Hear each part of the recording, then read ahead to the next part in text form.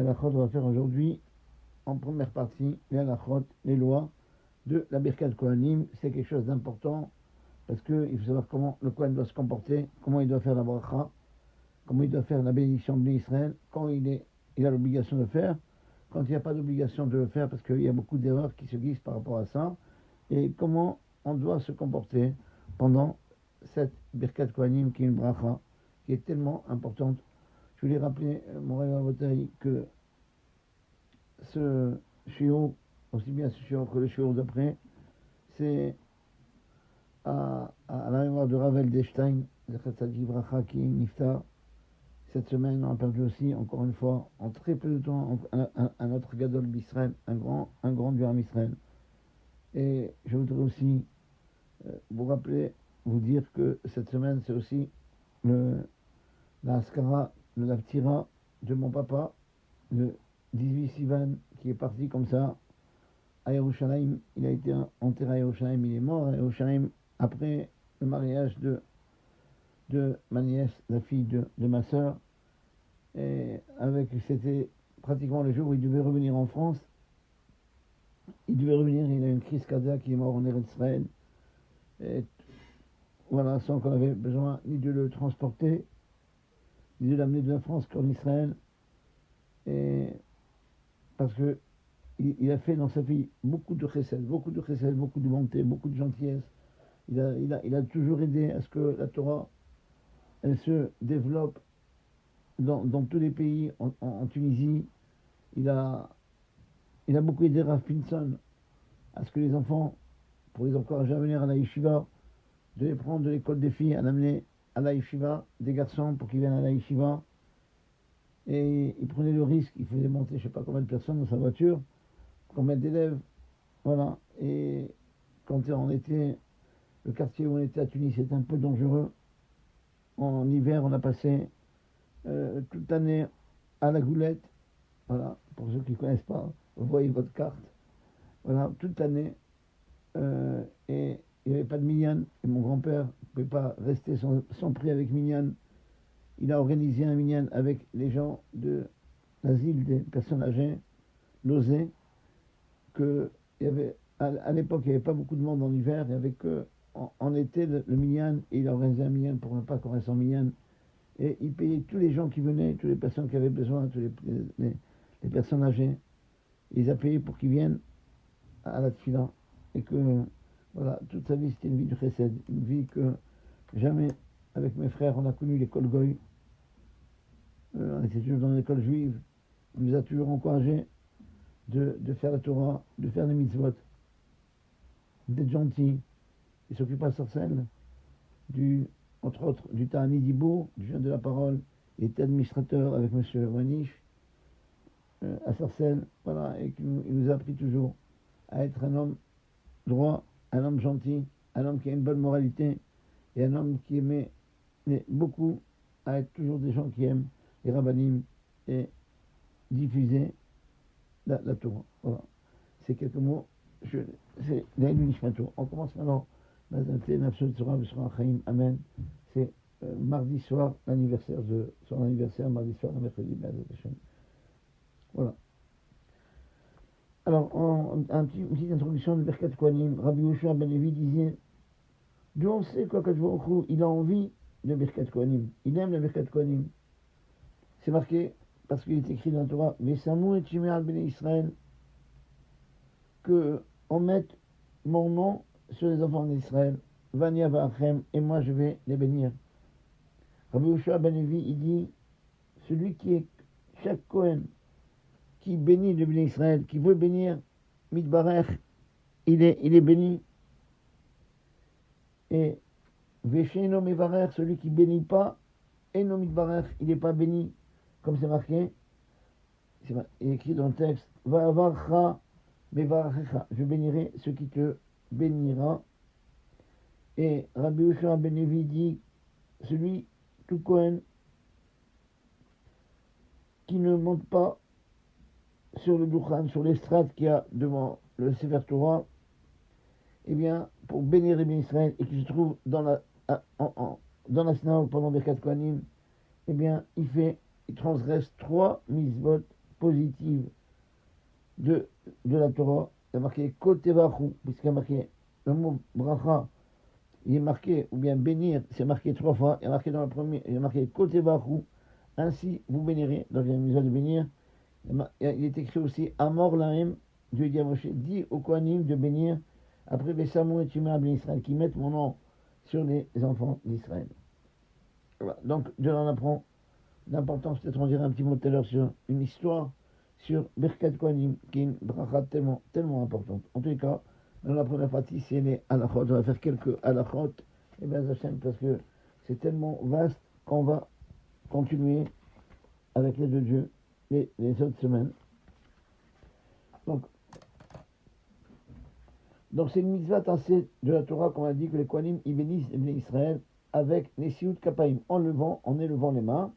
Et tout Kohen, comme on a dit, qui se trouve dans le Beth HaKnesset, au moment où le Chazan, quand on dit Kohanim, au moment de la Chazara, et qui ne monte pas pour bénir les Bnei Israël, bien qu'il a fait, il a transgressé une mitzvah positive de la Torah, c'est comme si, comme on a dit aussi, il a transgressé 3 mitzvot positives de la Torah, parce que c'est marqué Kotevachu, ainsi vous bénirez, Amor Lahem, dis-leur, les Samou et Tumah ben Israël, mettez mon nom sur les Bnei Israël, sur les enfants d'Israël, et tout Kohen qui monte sur l'estrade et qui bénit les Bnei Israël, lui aussi les bénit, comme c'est marqué.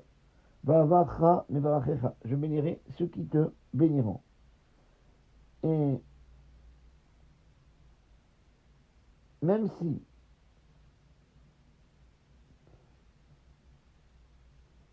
il y a dans l'assemblée un seul Kohen, si on a dit Kohanim, on dit pourquoi on a dit Kohanim, il n'y a pas, donc on n'appelle pas, on ne dit pas. Donc s'il y a un seul Kohen, on ne dit pas Kohanim, il monte tout seul.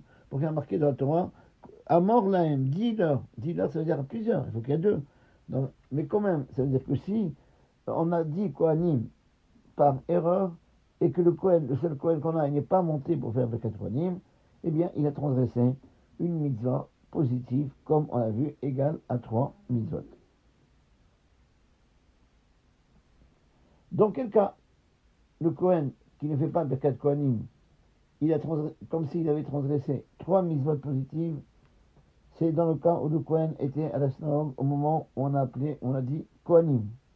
Ou bien qu'on a appelé Kohanim et le Kohen n'est pas monté, ou bien on va aller le voir directement. On lui dit de faire Birkat Kohanim, ou bien on lui dit il y a 3 façons. Soit on a dit Kohanim à tout le monde, il n'est pas monté. Deuxième chose, c'est que on va demander directement à lui de faire Birkat Kohanim, il n'a pas fait. Ou bien on ne va pas lui faire Birkat Kohanim, on lui a dit de se laver les mains en plein Amida, en plein Hazara. Quand on lui dit de se laver les mains en plein Hazara, ça veut dire fait Birkat Kohanim, dans ce cas-là, il a transgressé. Mais si il n'était pas à la synagogue au moment où le Shani Arsibo, l'officiant, il a dit Kohanim, eh bien, il n'a pas fait de Averot, il n'a même pas transgressé le verset qui dit Kotevachu, ainsi vous bénirez. C'est pourquoi les Kohanim qui ne peuvent pas monter pour faire Birkat Kohanim parce qu'ils sont faibles, ou bien ils sont bien très âgés, et c'est difficile pour eux de monter, d'enlever leurs chaussures, de faire Birkat Kohanim, eh bien ils doivent sortir de la synagogue au moment où le Chazan il dit Kohanim. Et même si après ils reviennent tout de suite, juste après que l'officiant il a dit Kohanim, ils n'étaient pas là pendant ce moment-là parce qu'ils ne peuvent pas être là. Même s'ils rentrent après, de toute façon, oui, même s'ils peuvent rentrer tout de suite, de toute façon, pour ne pas que les gens qui vont voir un Kohen à l'intérieur de la salle et qui ne fait pas Birkat Kohanim, ils vont dire il est pagoum, il a un défaut, eh bien, on a pris l'habitude de ne pas que les Kohanim ne rentrent pas au Beth HaKnesset, à la synagogue, jusqu'au moment où ils terminent Birkat Kohanim. Mais tout ça, c'est parce que quelqu'un a une faiblesse, une personne âgée. Mais les Kohanim qui sont en bonne santé et qui sortent à l'extérieur pour ne pas faire la bracha, eh bien, dans ce cas-là, malheureusement, ils font partie de, qu'on a vu tout à l'heure, que tout Kohen qui ne bénit pas, il n'est pas béni. Tout ça, c'est des Kohanim kshérim qui sont cachers, qui doivent vanter, ou qui n'ont pas, encore une fois, je répète, qui sont faibles, ils sont malades, ou qui n'ont pas, ils sont âgés, c'est fatigant pour eux de faire Birkat Kohanim. Mais par contre, des Kohanim qui peuvent pas monter dans le Luchan, ils ne peuvent pas faire Birkat Kohanim. Par exemple, on prend un Kohen, il ne faut pas que le Kohen, il transgresse ses droits de Kohen. S'il transgresse ses droits, ses devoirs, pardon, si le Kohen, il transgresse ses devoirs de Kohen, il n'a plus les droits des Kohanim. Il faut qu'il transgresse sa mitzvah. Par exemple. Donc on a des Kohanim qui ne peuvent pas faire Birkat Kohanim, comme par exemple un Kohen qui a épousé une divorcée, ou bien un Kohen qui est halal, qui a épousé une femme qui lui est interdite, et même les Kohanim qui sont pas souls, qui ne sont pas cachers, midrabanan, par ordre rabbinique. Eh bien, dans le cas où ils n'ont pas le droit de faire Birkat Kohanim, eh bien, ils n'ont pas besoin de sortir à l'extérieur de la synagogue au moment où l'officiant il dit Kohanim. Pourquoi? Parce qu'a priori, le Chazan, l'officiant, quand il appelle les Kohanim, il ne pense qu'aux Kohen qui sont cachers pour faire Birkat Kohanim. Et certains disent que cette halakha, cette loi-là, elle existe, même s'il n'y a pas d'autres Kohen que eux, que les Chachamim ont interdit. Même pas, ils ne sont même pas interdits de la banane, il n'y a que, ça va interdit de la Torah, il n'y a que ces Kohanim qui sont interdits, des Rabbanan qui sont là, eh bien, ils ne sont pas obligés de sortir parce que l'officiant ne pense pas à eux. De toute façon, lorsque il n'y a pas d'autres Kohanim à part eux, ces gens-là, il n'y a que des gens qui sont pas sous, pas de la Torah, interdits de la Torah, des Kohanim, mais seulement midrabanan, par ordre rabbinique, eh bien, c'est bien qu'ils sortent avant Ressé.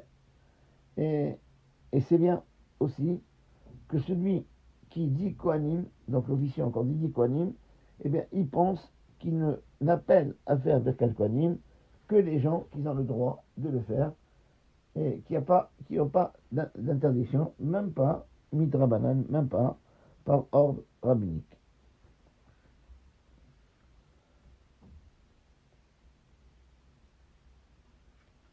La mitzvah de Birkat Kohanim, elle est de la Torah.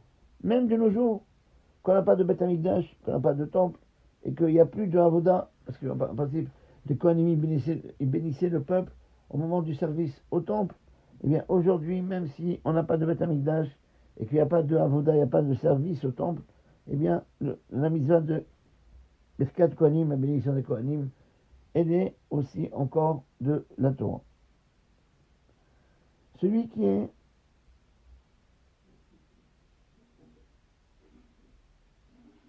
certains disent que de la même façon que c'est une mitzvah, c'est un devoir des Kohanim de bénir Israël, et que, comme on l'a dit, que le Kohen qui bénit pas, il transgresse 3 mitzvot. Certains disent aussi que c'est une mitzvah sur un juif normal d'être béni par les Kohanim. Et d'autres disent que non. La mitzvah, c'est seulement pour que les Kohanim seulement ils bénissent, mais il n'y a pas de mitzvah que les bénis Israël ils soient bénis. Il y a deux avis. Voilà. Maintenant, on va prendre des cas, vous allez voir, tellement que c'est important cette bracha. C'est dommage, dans beaucoup de communautés, ils la négligent. Celui qui était dans un cas de force majeure. Et il n'a pas pu prier avec Minyan. Il a raté donc Birkat Kohanim. Il a raté aussi, c'était un lundi jeudi, il a raté la lecture de la Torah. Maintenant, il n'a pas le temps de faire les deux. Il a une possibilité, soit d'écouter Birkat Kohanim, la bénédiction des Kohanim, ou bien d'écouter la Torah. Certains ils disent, il doit écouter Kriyat Torah, la lecture de la Torah, qui a été instituée comme l'obligation de la communauté. Et d'autres disent que non, qu'il vaut mieux choisir entre la lecture de la Torah et Birkat Kohanim. Il vaut mieux choisir Birkat Kohanim, la bénédiction des Kohanim, parce que peut-être, comme on a dit tout à l'heure, c'est pas sûr. Il y a une mitzvah que chaque Israël soit béni par les Kohanim. Et donc, comme il y a un safek, un doute si les bénis Israël, ils ont la misère d'être bénis par les Kohanim, alors c'est un safek, comme on dit que Birkat Kohanim c'est de la Torah. Donc si c'est une mitzvah pour les bénis Israël de se faire venir par les Kohanim, aussi c'est une mitzvah de la Torah, donc c'est un safek, c'est un doute d'une mitzvah de la Torah, donc c'est pour ça qu'il vaut mieux, d'après ce deuxième avis, aller écouter Birkat Kohanim et non pas le Sefer Torah. Autre cas, celui qui prie dans un Beth Knesset, dans une synagogue où il n'y a pas de Kohen. Il y a des gens qui s'obstinent, ils ne veulent pas faire Birkat Kohanim. Vous savez, un minhag-là, comme ça, il y a des gens qui ne veulent pas faire, comme ça, par principe, ils ne veulent pas faire Birkat Kohanim. Pour nous, les Sfaradim, c'est tous les jours, bien que, je vous dis la vérité, que en Tunisie, au Maroc, en Afrique du Nord en général, en Algérie, ils faisaient Birkat Kohanim que comme le Rama, comme les jours de fête, que les jours de fête, et seulement à Moussaf. Comme ça, à l'origine, c'était l'habitude des Sfaradim. Ils ne faisaient pas tous les Shabbats, ils ne faisaient pas le jour de Chol. Ils faisaient que, bien que le Shema Aruch dit c'est une mitzvah de faire Birkat Kohanim tous les jours. Ils avaient l'habitude comme ça, et comme j'ai parlé une fois avec Rav Meir Mazouch qui est venu à Garges, il a vu qu'on faisait Birkat Kohanim tous les jours, il m'a dit Chazak Ubaou, que tu es institué comme ça. Voilà, c'est même pas moi qui ai institué, c'est un monsieur qui s'appelle M. Mimoun, que un jour il a dit pourquoi on ne fait pas Birkat Kohanim, on a fait Birkat Kohanim, il m'a dit c'est vrai qu'en Tunisie on ne faisait pas, c'est vrai qu'au Maroc on ne faisait pas, c'est vrai qu'en Algérie aussi on ne faisait pas tous les jours, mais parce que ils avaient une vie très stressée, ils n'avaient pas de quoi manger, ils avaient un problème par à ça, donc ils ne faisaient pas Bessimcha. Le Kohen ne bénéficiait pas avec joie, il était tendu, il était détendu, et voilà, que les jours de fête. Et c'est pour ça qu'on a fait comme le minag, la coutume du Rama. Mais ici, aujourd'hui, au contraire, c'est une mitzvah d'instituer et de faire Birkat Kohanim tous les jours. Et voilà, regardez, c'est tellement important que c'est marqué dans cette halakha, que celui qui prie dans un Beth Knesset, dans une synagogue, où il n'y a pas de Kohen, et il veut aller prier dans un autre minyan, où il y a un Kohen, pour être béni de la bouche des Kohanim. Étant donné que certains disent, comme on dit tout à l'heure, que c'est une mitzvah, pas seulement au Kohen de bénir, mais que les enfants d'Israël, un juif normal, il a une mitzvah d'être béni par les Kohanim, eh bien, il a le droit, pour Birkat Kohanim, s'il n'y a pas Birkat Kohanim dans un office, il va aller dans un oratoire où il y a Birkat Kohanim, il a le droit de changer, mais à moi que dans le minyan où il fait Hazan, il fait officiant, ou bien il dit des paroles de Torah, il fait un petit discours de la Torah avant la lecture de la Torah, et il dit des paroles de Torah, il n'y a que lui qui parle comme ça, ou bien même s'il y a plusieurs qui parlent, on ne voit pas qui est-ce qui parle, tu ne sais pas de parler. Comme on dit, Avan Auri dit Shema, c'est pas dire écoute, ça veut dire comprends. C'est pas tout de faire de la Torah de parler, que les gens ils écoutent, il faut qu'ils comprennent, il faut qu'ils aiment, et lui il est aimé dans la Kéina, c'est quelqu'un qui parle bien, et que les gens ils aiment. Et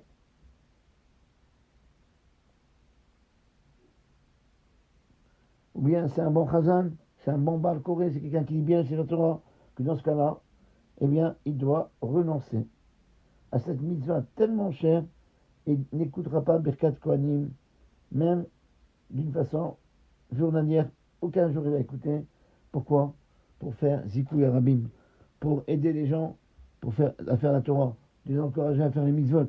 Il n'y a pas plus important que cette chose-là, que faire en sorte que les juifs qui sont un peu perdus, que grâce à quelqu'un qui sait bien leur parler, les ramener vers la Torah, eh bien c'est le plus important, comme on dit, comme il dit à chaque juif, Im Totsi Akar Mizonel, essaye de faire sortir quelqu'un de cher de celui qui n'est pas cher.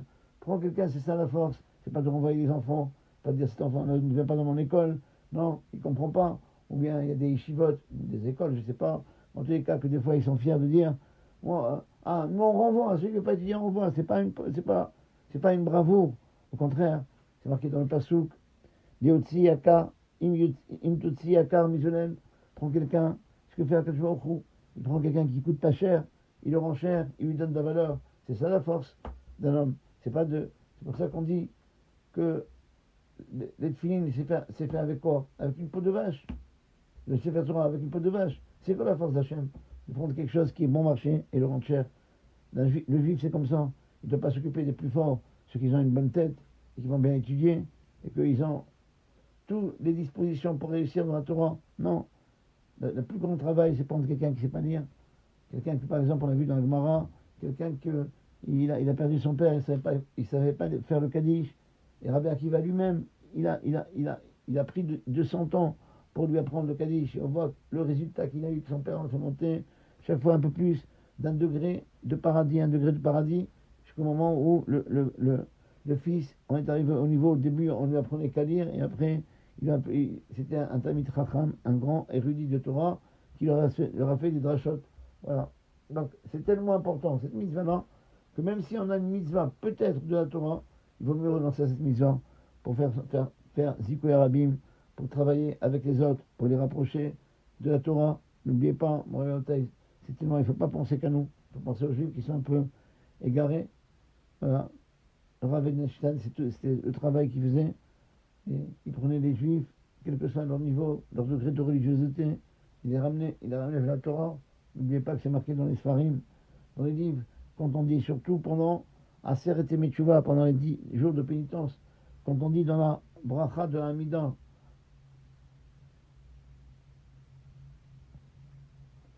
Ashivenu avinu les Torah Techa, ramène-nous notre Père à ta Torah, et que quelqu'un il a dans sa famille ou dans sa vie quelqu'un qui n'est pas dans la Torah, on doit être mitkaven, on doit penser à ces gens-là, on doit penser que Ben Hashem, que tous les gens qui sont en dehors de la Torah, qui ne sont pas religieux, qui deviennent religieux.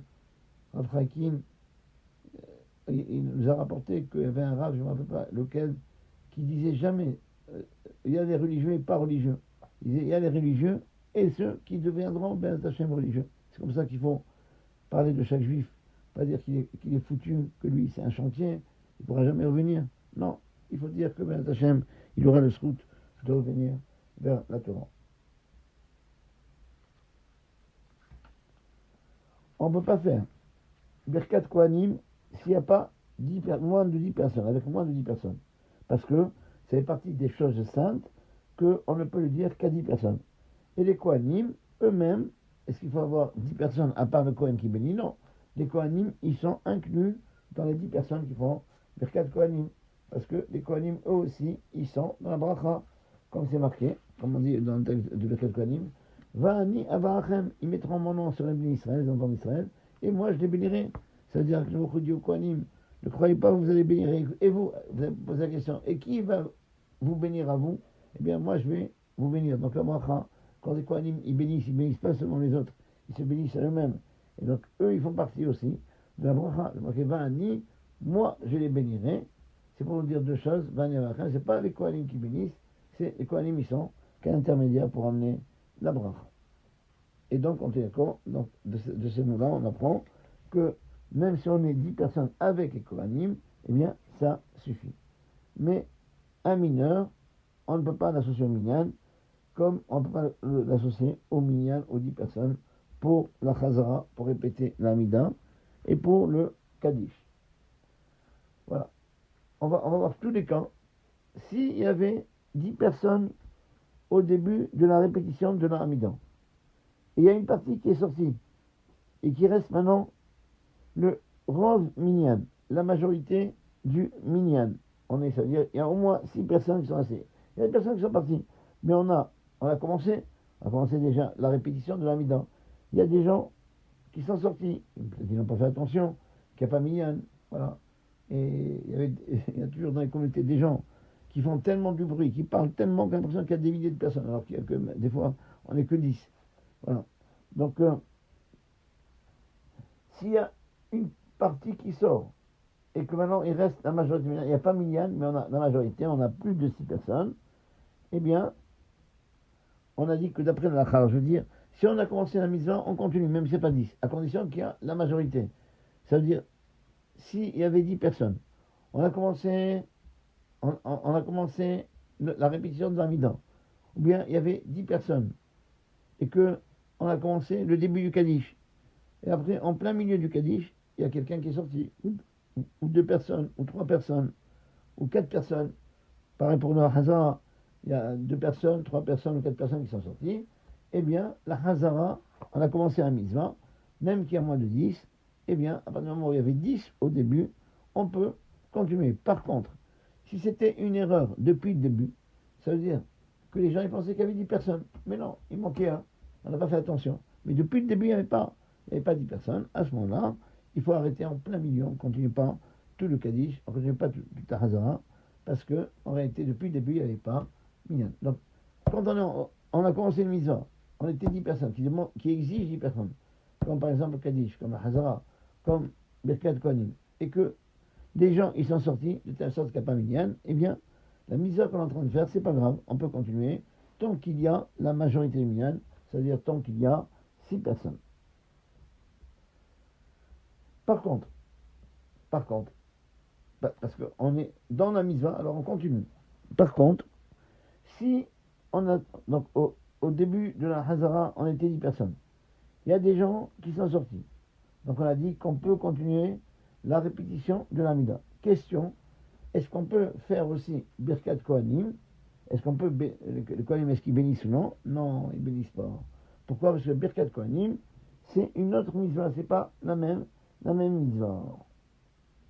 Par contre, encore une fois, si par contre le Kohen, ils ont commencé Birkat Kohanim, et au milieu de la bracha, il y a des gens qui sont sortis, et que maintenant il n'y a pas de Kohen, quelle est la loi? Et bien dans ce cas-là, les Kohanim, ils continuent Birkat Kohanim, parce que dans la mitzvah de Birkat Kohanim au début, il y avait Minyan, maintenant il y a la majorité de Minyan, donc on peut continuer la mitzvah qu'on a commencé. Monter dans le Dukhan, dans l'estrade, n'invalide pas la mitzvah. Ça veut dire en clair, si on se trouve dans une maison où il n'y a pas de Dukhan, il n'y a pas d'estrade, on est dans une maison, on est par exemple dans une maison, on va pas dire maison de deuil parce qu'il n'y en a pas de Birkat Kohanim, on a un Minyan quelque part. On fait par exemple un Shabbat Khatan, ok, ou un Shabbat Bar Mitzvah. Il n'y a pas, c'est pas une synagogue. On prend une salle, on fait l'office. Il n'y a pas de Dukhan, il n'y a pas des escaliers pour monter sur le Echad. Eh bien, est-ce qu'on fait Birkat Kohanim ou non? Eh bien, le fait qu'il n'y a pas de Dukhan, d'estrade, ça n'invalide pas la mitzvah de Birkat Kohanim. On a le droit tout à fait de faire Birkat Kohanim en étant derrière le Sefer Torah. Voilà, même s'il n'y a pas du tout de Sefer Torah, on fait Birkat Kohanim normalement. Et c'est une mitzvah, en tous les cas au Kohanim, de bénir les Israël, comme d'habitude, c'est-à-dire en élevant les mains, même s'ils sont non pas sur des escaliers, non pas en hauteur, mais vraiment par terre comme tout le monde. Et c'est seulement quand c'est facile pour les Kohanim de monter dans le Echal, eh bien, ils montent dans le Echal pour faire la mitzvah. C'est une mitzvah, mais à mon frère, c'est une mitzvah meilleure, un top de la mitzvah, mais ça n'invalide pas la mitzvah. C'est pour ça que si, par exemple, on se trouve dans une communauté où il y a plusieurs escaliers pour arriver au Dukhan, pour monter sur l'estrade, et on a un Kohen qui est fatigué, il m'a dit, moi je peux vous bénir, mais je ne peux pas monter tous ces escaliers. Quel est le din? Eh bien, il peut faire Birkat Kohanim, même en bas, juste en face de la Teva, et comme ça faire Birkat Kohanim. C'est pas du tout un problème, il a le droit de le faire.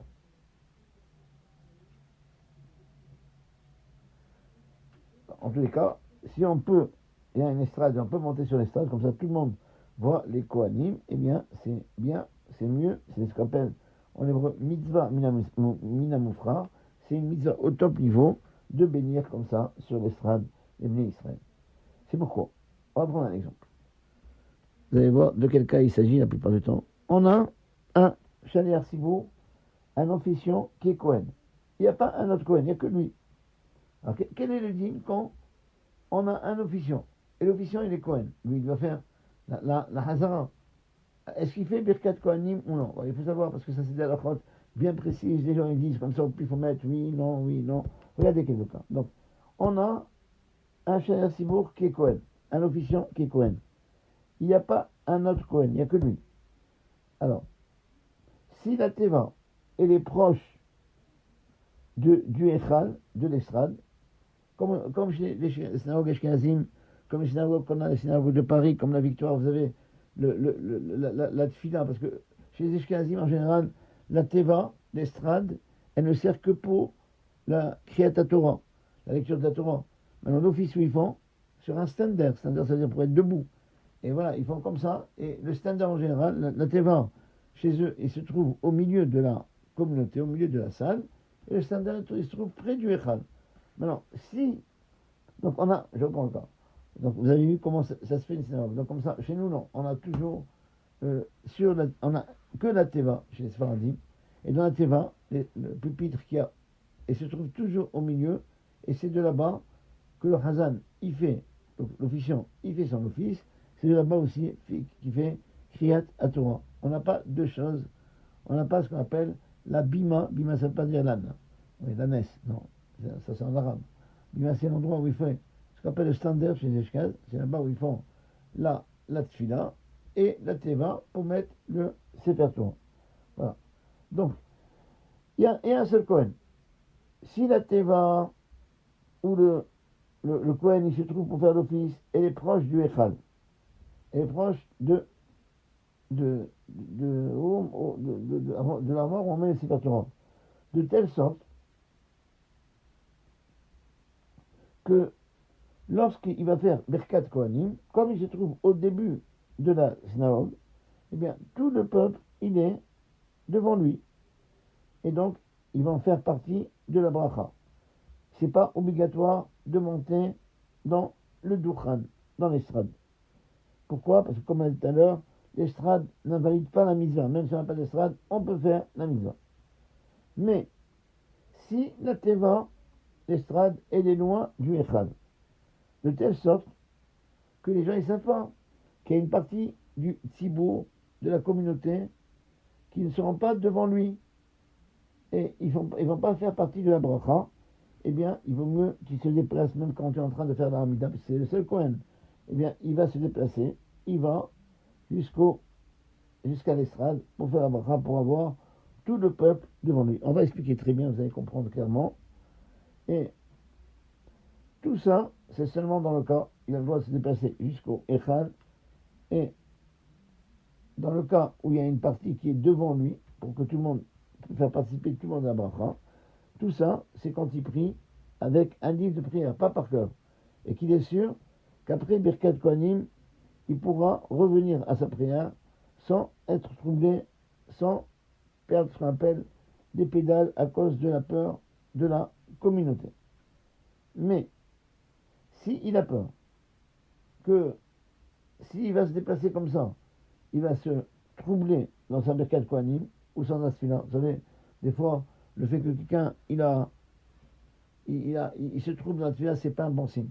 C'est pour ça que c'est important de prendre un livre, de bien connaître la tfila, de bien prononcer tous les mots. Il y avait un rave que Gemara raconte qui disait, quand il faisait la bracha à quelqu'un, la bénédiction à quelqu'un, il disait Zecha, et celui-là il va vivre, celui-là il va mourir. Et comment tu sais, toi tu es Navi, tu es prophète? Il dit je suis ni prophète, ni fils de prophète.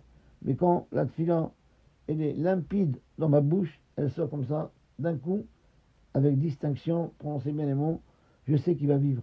Mais quand, Hazal Shalom, la tfila ne sort pas facilement, je balbutie dans ma tfila, je sais qu'il va mourir. Pour vous dire combien c'est important que la tfila soit claire.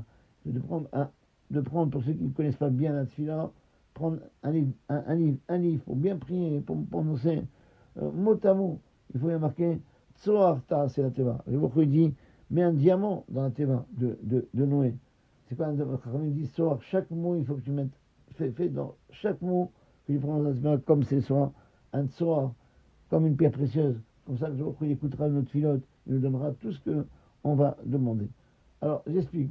Il y a beaucoup d'erreurs qui sont faites par rapport aux gens au moment du Birkat Kohanim. Il faut savoir que pour faire partie des gens qui sont bénis par le Kohen, il faut être soit en face du Kohen, ou bien du côté. Imaginons que l'estrade, c'est une partie de la salle. Même si on est de côté, ça marche. On fait partie de la bracha. Mais par contre, il faut faire très attention de ne pas tourner le dos au Kohen. Ceux qui tournent le dos au Kohen, ils ne reçoivent pas la bracha du Kohen. Voilà c'est ce qu'on a expliqué tout à l'heure. Voilà, je dis clairement. Ça veut dire, voilà, je veux dire, il faut faire attention, surtout, quand par exemple, comme on a l'habitude de faire, chez nous les Sfaradim, une partie des Sfaradim, quand on fait Birkat Kohanim, les gens, les enfants, ils rentrent sous le talit du père, ou du grand frère, ou de quelqu'un. Et comme ça, automatiquement, comment ils sont placés les enfants, eh bien, le père, il les entoure, et une partie des enfants, ils tournent le dos au Kohanim. Et quand on tourne le dos au Kohen, on ne fait pas partie de la bracha. Il faut faire très attention que le père, quand il fait Birkat Kohanim, de mettre ses enfants à droite et à gauche, mais il faut que tout le monde, au moment de Birkat Kohanim, soit en face des Kohen. Il peut les mettre derrière c'est une très grande famille, et il reçoit beaucoup d'allocations familiales. Alors à ce moment-là, il peut les mettre derrière lui, derrière son talit, une partie des enfants, mais il faut que tout le monde soit face au Kohen. Mais si on tourne le dos au Kohen, on n'est pas dans la bracha. À tel point, si les gens ne savent pas, c'est ce qu'on a dit ici, le Kohen, il peut faire du Dukhan, de l'estrade.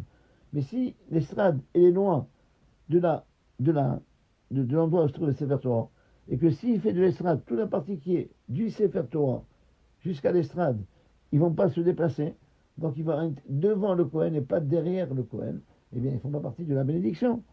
Alors sur ça, si tout le monde se déplace, alors il vaut mieux qu'il monte, il peut rester sur la Teva. Si une partie du peuple ne va pas se déplacer, ils vont rester à leur place, et donc ils ne vont pas faire partie de d'Abraham Kohen, parce qu'on doit être toujours, encore une fois, après les Kohanim. Pour ça, quelqu'un qui est juste à côté des Kohanim assis, comme les rabbins, etc., il faut qu'ils se déplacent au moment de Birkat Kohanim. Pour faire partie d'Abraham, j'insiste, il faut toujours être devant les Kohanim, face à face avec les Kohanim. C'est pour ça d'ailleurs, en parenthèse, le Kohen, vous voyez bien, c'est un peu étrange, ils ne comprennent pas que pourquoi le Kohen, au moment où il prie, il demande à Dieu de bénir Israël. Si vous voyez bien, son visage n'est pas face au Echal, il est face au peuple. Pourquoi il est face au peuple? Pourquoi il tourne le dos au Echal? Pourquoi à l'Estrat, au Aaron, au Sefer Torah? Parce que pour que la bracha, elle soit valable, il faut qu'elle soit panim befanim, face à face. Si elle n'est pas face à face, la bracha n'est pas valable. C'est pour ça que le Kohen, il se retourne. Donc il faut que tout le peuple soit devant lui ou de côté, hein, voilà, mais pas derrière lui. Il ne faut pas qu'ils soient derrière. S'ils sont derrière lui, ils sont pas dans la bracha. C'est pour ça qu'on a dit tout à l'heure, donc je répète, comme ça que ce soit clair, si on a un seul Kohen, donc lui, il va bénir. Il est obligé de bénir. Donc, est-ce qu'il est obligé? Il faut qu'il se déplace un peu. De Piretze, il se déplace un peu. Voilà. Et après, voilà. Et après, il peut faire Birkat Kohanim sur la Teva. Mais il se déplace un tout petit peu. Ça suffit. Mais il n'est pas obligé de monter sur l'estrade. Mais par contre, lorsqu'il va rester sur l'estrade, les gens, ils vont rester derrière lui, ils ne vont pas se déplacer devant l'estrade, eh bien à ce moment-là, il vaut mieux qu'il aille devant, se déplacer. C'est un peu un bout de chemin. Se déplacer jusqu'au l'estrade du Sefer Torah pour faire Birkat Kohanim, comme ça, tout le peuple est devant lui. Faire attention, comme je disais tout à l'heure, que quand les Kohanim ils nous bénissent, faire très attention, parce que c'est dommage, c'est une bracha tellement grande, plus que la bracha qu'on demande à des rabbanim, c'est un peu beaucoup qui demande à Kohanim de bénir. C'est comme si c'est Dieu lui-même qui bénissait Birkat Kohanim. C'est dommage qu'on est là, on se met sous le talit, on n'est pas dans Birkat Kohanim.